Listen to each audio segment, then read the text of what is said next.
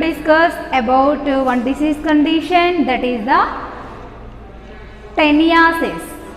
Okay, it is one of the childhood infection. Okay, it will be caused by the some type of tapeworms. Okay, this is a one infection. It will be caused by the some of the tapeworms. Okay, it is a continuation for previous videos. Okay, it is a fourth part regarding worm infestations. Okay, intestinal worm infestations, one disease condition is there now. In that subtopic, that is the fourth part. Okay, in this video we are going to discuss one disease condition, that is the teniasis. Okay, here what is meant by teniasis, what are the etiological factors, what is the clinical manifestation, regarding this we are going to discuss in this video. Okay, in this the teniasis is one of the disease or infection. It will be caused by the some of the tapeworms. Okay, tapeworms are the cystodes. Okay, it will be mainly found in the children. In children, especially as like pork tapeworm we are identified in the children. Okay, next in this pork tapeworms also called as the teniasolium. Pork tapeworms also called as the teniasolium. Okay, next beef tapeworm. Another one is the beef tapeworm is there. That is the Taenia saginta. Okay, Taenia saginta. What is mean by what is this means? This type of teniasis is a one type of infection. The infection will be caused by the some of the tapeworms. Okay, these tapeworms mainly where we are identified how the tapeworms will cause to the human beings infection means especially from the pigs or the from the cows or the beef. Okay, some people are taking some type of mutton. Okay, like pig mutton or the beef. Okay, or cow mutton. Okay, sometimes due to these animals mutton they are taking means the human beings may be affected by these type of tapeworm infections. Okay, next epidemiology. Okay, in this epidemiology, first we are going to discuss about what is the particular agent for the tapeworms. Okay, in this the agent is the teniasolium. Okay, first main agent is the teniasolium. Okay, next one is the mode of transmission. How the disease, how the infection will be transmitted from one person to another person or from the animal to human being, or how the disease will, what is the way for cause of infection. Okay, in this especially the infection will be transmitted from the eating improperly cooked pork. Okay, cooked pork or the beef. The children or the human beings who are eating improper cooked non-veg. Okay, improper, the cooking process will not completed, or there is no proper cooking methods for animal mutton or the beef mutton, beef, or another one is the pig or the pork. Okay, who are eating improper food items, especially that is the cooked pork or the beef. Okay, due to these the children may be affected by these tapeworm infections. Okay, eating unwashed raw materials. Okay, sometimes the children or infants or the human beings who are eating raw vegetables, they are not cleaned. Okay, they are taking uncleaned process. Okay, due to that the children or the human beings may be affected by this tapeworm infections to their body. Okay, next the food or the water contaminated with the eggs. Okay, sometimes tapeworms releases some eggs into the external environment. Okay, due to the tapeworm eggs will be contaminated some water or some food items or some food particles. Okay, who are eating these contaminated eggs of the tapeworms, okay, those persons may be affected by this tapeworm infection or the teniasis. Okay, this is regarding mode of transmission. I am going to discuss about what are the clinical manifestations. Okay, how we are identified the children may be suffering with the tapeworm infestations means in this the clinical manifestation like a simple one, that is the headache. Okay, who are affected by this type of tapeworms or the teniasis, okay, those children are affected by the they are showing one symptom like headache. Okay, another one is the abdominal pain. The children's complaint pain in abdominal region. Next vomiting.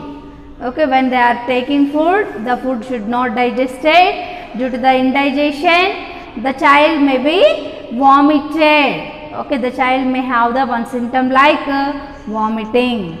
Okay, next one is the abdominal distension. Sometimes they are not having any vomitings or they are not having any excretion of passage. Sometimes all food materials or all wastage should be accumulated in the stomach or abdominal region. The abdomen should, when we are identified, the abdomen should have the some distension. Okay, due to the accumulation of products. Okay, sometimes some children are showing loss of appetite. Okay, there is no proper appetite.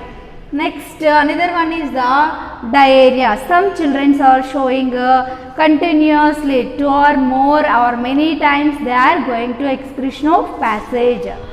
Okay, next one is the growth failure. Why? Because they are not taking proper food or the food items not giving any energy to the body. That's why the child may have the one symptom like growth failure. There is no proper height and weight according to their age. Okay, next one is the weight loss.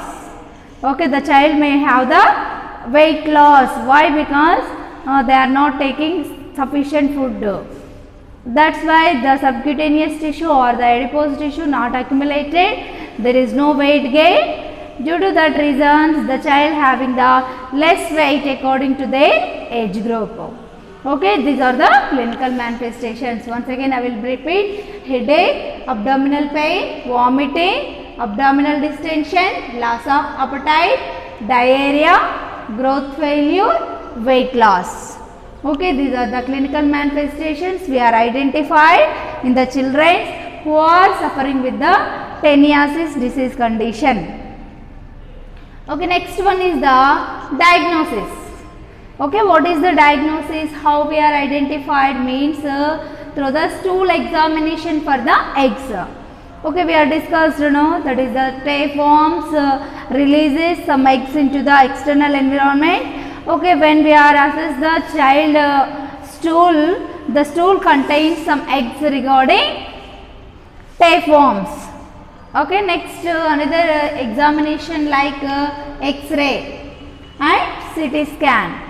Okay, due to these type of diagnostic procedure, that is the X-ray and CT scan, what happens means we are identified exact structure, any structural abnormalities is there in the children, especially in the digestive system. Why? Because this is the infection will be showing or the infection will cause to the especially intestine. No, okay, for identification of any structural or functional abnormalities is there in the intestines or the digestive system, that will be easily find out or exactly find out by doing the X-ray and CT scan.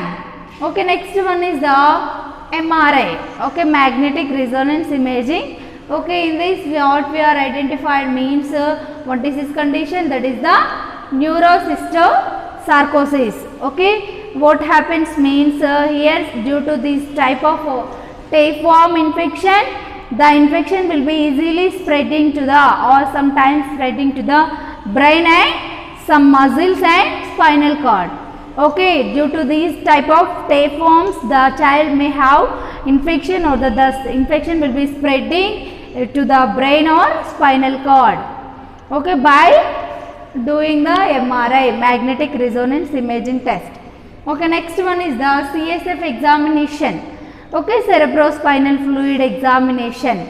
Okay, due to this what happens means, is there any infection there by the tapeworms? That will be easily find out by doing the CSF. Okay, why? Because the cerebrospinal fluid should be protected brain and spinal cord. If that brain or spinal cord will be affected by this tapeworm, that will be easily identified by doing the examination of cerebrospinal fluid. Okay, next one is the management for the tapeworms. Management, what type of management we are providing means, especially medical management. Some drugs we are identified for administered for curing of this type of tapeworms. In this we are administration of mepacrin, another one is the praziquantel, another one is the albendazole, mebendazole. These are the medicines we are administered for control of tapeworm infection. Okay, what are the drugs means? Mepacrin, praziquantel, albendazole, mebendazole. Okay, these are the main or major drugs for control this type of infection. Okay, next one is the last step, that is the prevention. Okay, in this prevention what we are doing means, first of all we have to treat or we have to give some treatment to the infected person in the family.